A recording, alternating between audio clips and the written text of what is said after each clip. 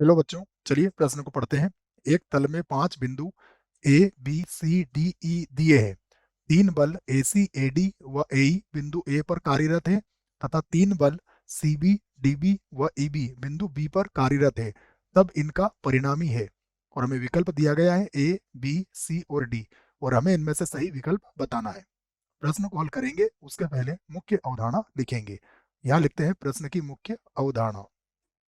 मुख्य अवधारणा में हम प्रश्न को किस प्रकार से हल किया जाता है इस बात की चर्चा करते हैं, या फिर प्रश्न से संबंधित सूत्रों को यहाँ पर लिखते हैं। यहाँ पर अगर हम सूत्रों की बात करें तो मान लीजिए किसी बिंदु कोई बिंदु अगर हमें दिया जाता है तो बिंदु पर कार्यरत कार्यरत बल F1, F2, F3 और ज्यादा भी हो सकते हैं का परिणामी बल का परिणामी बोल सकते हो आप। तो का परिणामी जिसे हम F से व्यक्त कर सकते हैं, ये किसके बराबर होता है?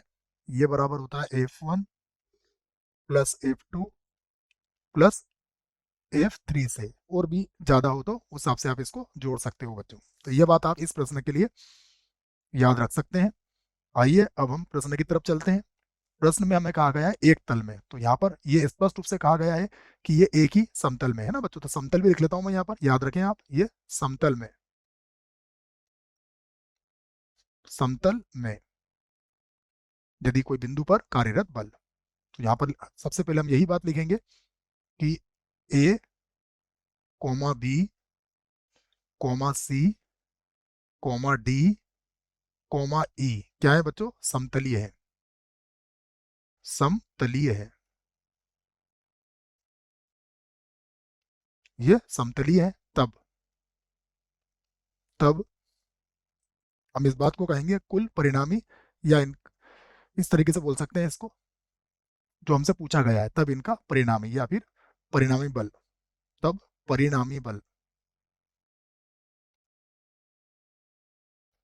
परिणामी बल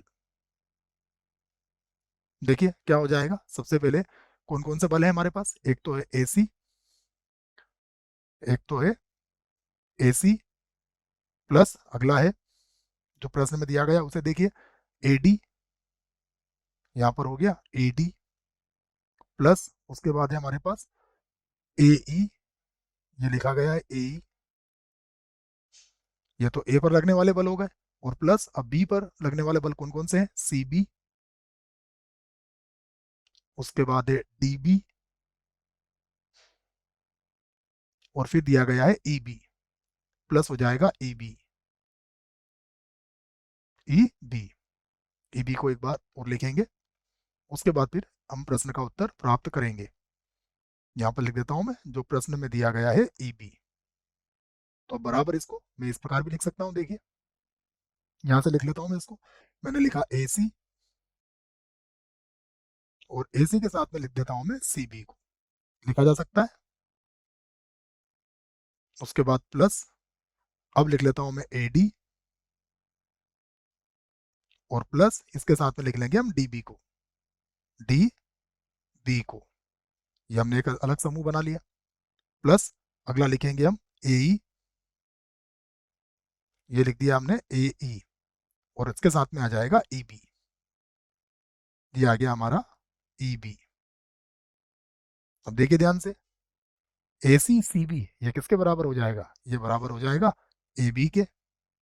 तो ये तो ए बी हो गया, plus A D plus D B, तो बच्चों ये तो ए बी के बराबर होता है। तो ये लिख दिया हमने A B, plus A E plus E B, ये किसके बराबर होगा? ये भी ए बी के बराबर होगा।